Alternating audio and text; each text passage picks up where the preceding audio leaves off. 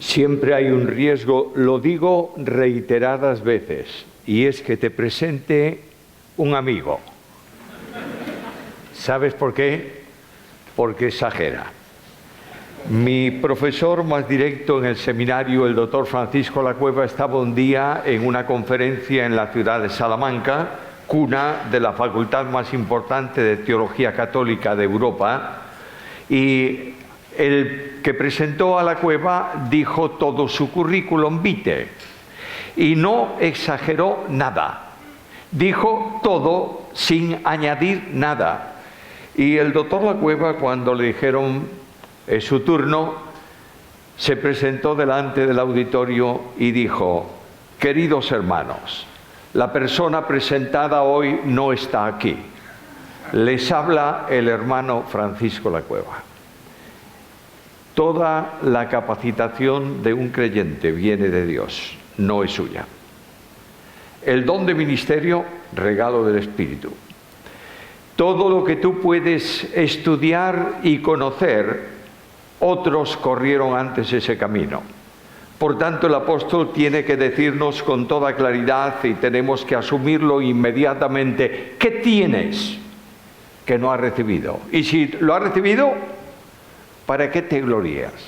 Mis queridos amigos y hermanos que estáis estudiando teología, déjame decirte que en el día de hoy la Iglesia está sobrada de grandes. Necesita siervos. Y nadie puede llegar a alcanzar un nivel más que siervo. ¿Por qué? Porque así fue el Señor. Ahora, dicho esto, se mencionó también a mi esposa Susana, que sigue siendo palabra de vida. Eso no hay forma de cambiarla. Antes, cuando yo iba a alguna conferencia por ahí, decían, bueno, es el hermano Pérez Millos. Ahora no dicen eso. Dicen, es el esposo de Susana. Por tanto, conoce a media humanidad porque ha estado por años con tantos alumnos que pasan por palabra de vida. Bueno, esos son datos que nos pueden hacer sonreír un poco y preparar el terreno. Sé que estáis llevando en el culto temas sobre la palabra. No me equivoco, ¿verdad? Por tanto, hoy me dijeron que lo que corresponde para el día de hoy es la carta primera de Pedro, capítulo 2 y versículo 2. Pero una de las cosas que la buena hermenéutica exige es no separar los textos dentro de un mismo contexto. Por tanto, vamos a leer desde el versículo 1 hasta el versículo 3, porque ese es el párrafo natural de ese trocito de la carta primera de Pedro. Y dice así: y esta es la palabra que por el Evangelio os ha sido anunciada, desechando pues toda malicia, todo engaño, hipocresía, envidias y todas las detracciones, desead, como niños recién nacidos, la leche espiritual no adulterada, para que por ella crezcáis para salvación, si es que habéis gustado la benignidad del Señor. La carta primera de Pedro, si yo preguntase esta mañana cuál es el tema de la primera epístola de Pedro, mayoritariamente se me iba a responder lo que yo también he respondido muchas veces a lo largo de años pasados. La epístola de Pedro es la epístola del sufrimiento de los creyentes y debemos verla como no una calamidad que viene, sino como algo natural, porque Cristo dijo, en el mundo tendréis aflicción. Si alguien me puede decir, la segunda característica de la epístola es que Pedro es un hombre adicto a Cristo, en el mejor sentido de la palabra. Por tanto, Cristo está presente en la carta y la palabra está presente en la carta porque la palabra controló el ministerio de Jesús. No puedes estudiar cristología separado de la Biblia, porque Cristo respetó la Biblia, estudió la Biblia cuando era joven, predicó la Biblia y a los discípulos les dio como ministerio de formación lo que el Padre le había dado. Y él dice, la palabra que me diste, la tuya, les he dado. Ahora, cuando yo sigo investigando en esta primera carta, tengo que preguntarme realmente cuál es el tema. Y el propio Pedro me dice, no te preocupes porque yo te lo digo. Y el tema de la epístola está escrita por Pedro en el capítulo 5 y en el versículo 12. ¿Para qué escribe Pedro? Por conducto de Silvano, a quien tengo por hermano fiel, os he escrito brevemente exhortándoos y testificando que esta es la verdadera gracia. Luego lo que está escribiendo Pedro es de la gracia. Y la gracia no solamente te concede creer en Cristo, sino que también te concede sufrir por Cristo. Y es precisamente la gracia el sustento de la salvación. La fe es el instrumento, la gracia es la razón de la salvación. La salvación no se pierde porque no descansa en la fe, descansa en la gracia. Y la gracia que se manifiesta para salvación originalmente en justificación, progresa para salvación en santificación. Por eso el apóstol Pablo también dice: ocupaos de vuestra salvación, ¿cómo? Con temor y temblor. No está diciendo ocúpate de la justificación, eso lo hace Dios. Ocúpate de la vida de santidad. Un creyente que no es santo, no es creyente. De otra manera, ¿caemos en el pecado o no? ¿Cometisteis alguno esta mañana? No haya silencio, claro que lo cometisteis, yo también. Nadie que dice, yo no peco, eso es un mentiroso.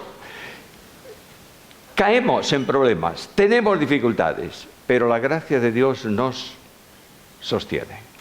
Y podemos dar un paso de fe más, porque Santiago da la clave cuando dice, pero Él da mayor gracia.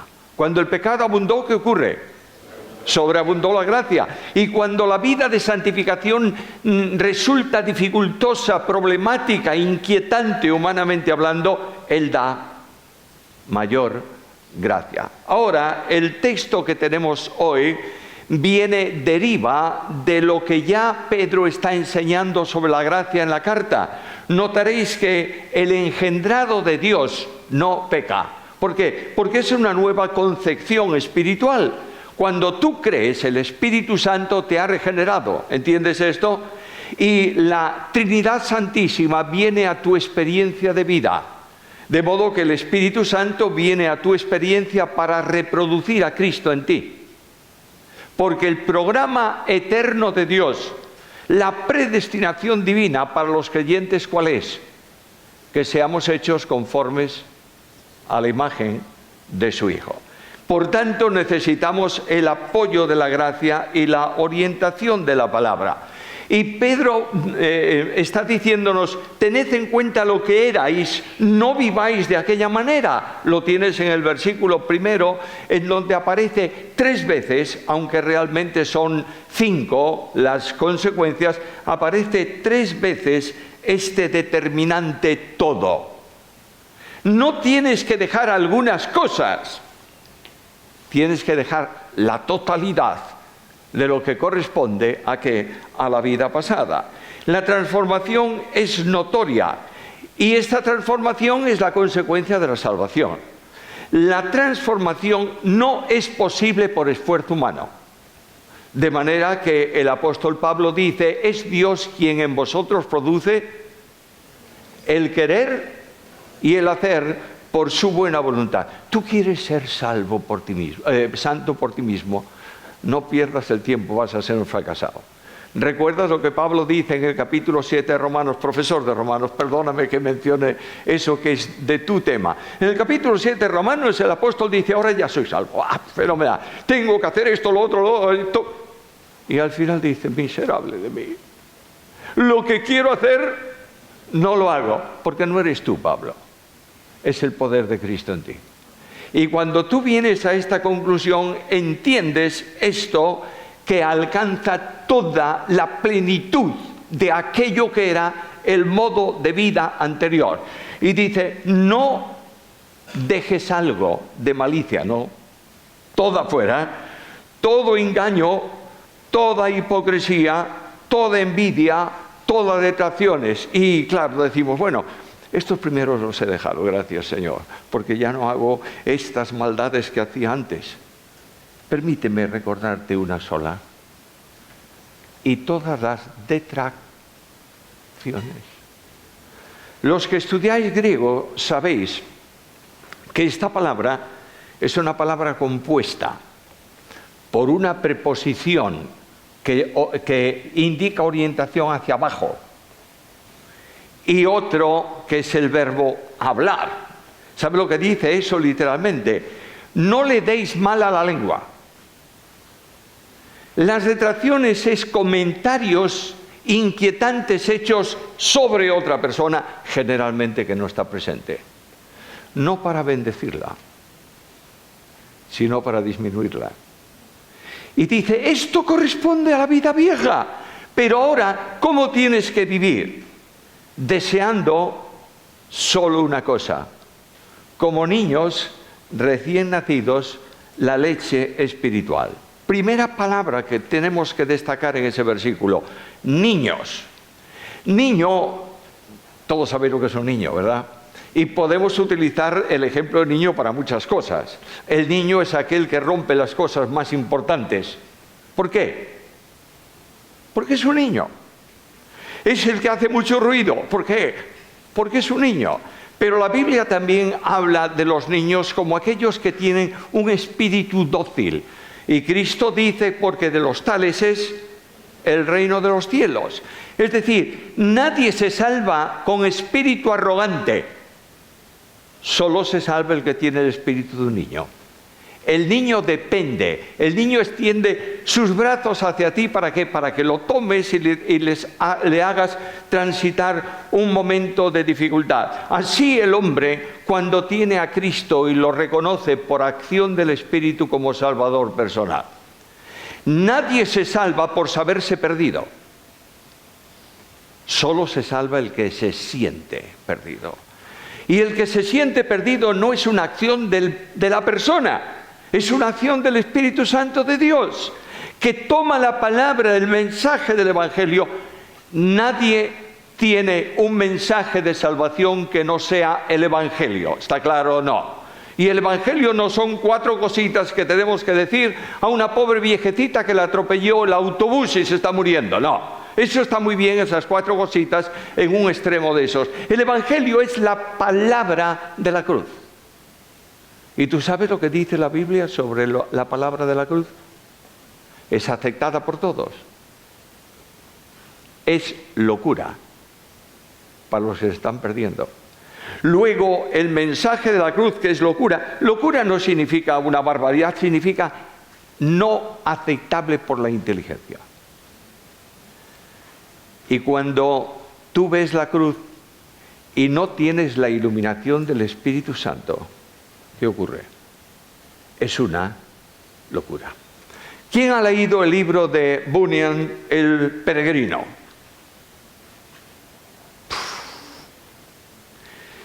Ay, madre mía. Alumnos del instituto, perdonadme que yo me meta en lo que no me corresponde, pero alumnos del instituto, buscad y leed ese libro. No dejes pasar este año sin leer El peregrino.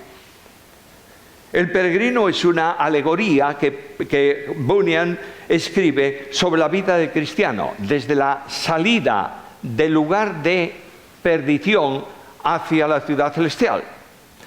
Sale de ese lugar donde él estaba porque oyó el mensaje del Evangelio. Pero Juan Bunyan describe a Peregrino, que así se llama el hombre central de ese libro, lo describe con sus pecados cargados sobre sus espaldas y atados con cuerdas sobre su pecho. Y de pronto va caminando, él sabe lo que es necesario para ser salvo, él conoce el Evangelio, y de pronto sube una colina donde está la cruz de Cristo. Y allí, por primera vez, siente lo que es su condición y siente lo que Dios hace por él. Y allí entrega su vida a Cristo. Y cuando cristiano entrega su vida a Cristo, dice Bunyan que sintió como la carga de su pecado se desataba y rodando por la colina se perdía en un sepulcro. ¿Y sabes lo que hizo, cristiano? Lo que acabamos de hacer hace un momento: cantar a la gloria de Dios. y escribe un verso largo que una parte dice: vine cargado con la culpa mía de lejos, sin alivio a mi dolor, mas en este lugar, oh, qué ventura, mi solaz y mi dicha comenzó. Aquí cayó mi carga, y su atadura rota yo sentí. Bendita cruz, bendita sepultura, y más bendito quien murió por mí. ¿Entiendes esto? Pedro habla de salvación desde el primer momento. Dice, Pedro tal, escribe a esto tal, e inmediatamente dice: elegido según la presciencia de Dios Padre en santificación del Espíritu para obedecer.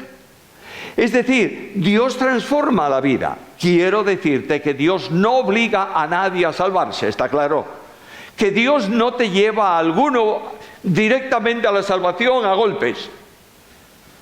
La responsabilidad del hombre no se diluye nunca en este aspecto, porque el mismo Pablo dice: cuando vio la visión celestial, no fui ¿qué? Rebelde. Luego hay una responsabilidad del hombre, sin duda ninguna. Quiero dejar esto claro porque hay un enorme movimiento en el entorno hispanoamericano de personas que no voy a calificar, pero son muy extremistas. Y toman la Biblia y retuercen la Biblia para que la Biblia diga lo que ellos quieren que diga. Mirad, las grandes discusiones posicionales en cuanto a salvación no son teología, son filosofía. Y cuando tú te encuentras con esto, tú dices que no entiendo esto. Bueno, los judíos tampoco entendían cosas tocante al Mesías en el Antiguo Testamento. Ellos no podían creer que Cristo iba a morir porque reconocían que era el Mesías y habían sido enseñados en que el Mesías venía para reinar, no para morir. Por tanto, no era el Mesías. ¿A ti te es fácil entender hoy eso, que era el que reinaba y el que reina y el que iba a morir? ¿Te es fácil o no?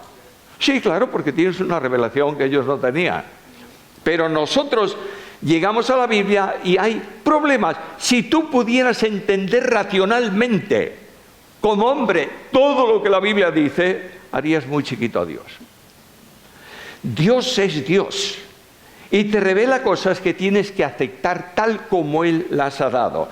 Pero Pedro dice aquí, ¿en dónde están esas cosas? Están en el alimento de los niños. El que viene con sencillez a Dios y abre su palabra y estudia su palabra. Esta leche espiritual es una referencia a la doctrina bíblica, está claro. Ahora, ¿cómo le llama? ¿Leche espiritual? No. ¿Se puede adulterar la Biblia? Claro. El peor veneno es el que está mezclado con un alimento sano. Y la Biblia dice que un poco de levadura, no mucha, un poco, ¿qué hace? Leuda toda la masa. Estamos viviendo un tiempo enormemente crítico en cuanto a Biblia, mis queridos hermanos y amigos. La Biblia está siendo cuestionada por todos los lados hoy. La Biblia está desapareciendo del púlpito de la iglesia. Y el mensaje bíblico se está cambiando por un mensaje motivacional. ¿Y qué es el mensaje motivacional? Una buena oratoria que hace salir contentos a todos. Escúcheme, por favor. Cuando se predica la Biblia, la iglesia a veces saldrá llorando. Porque es Dios que por su palabra toca a la congregación. ¿Entiendes? Déjate de predicar tú. Deja que Dios predique. Aquel hombre llamado Spurgeon, ¿conocéis a Spurgeon?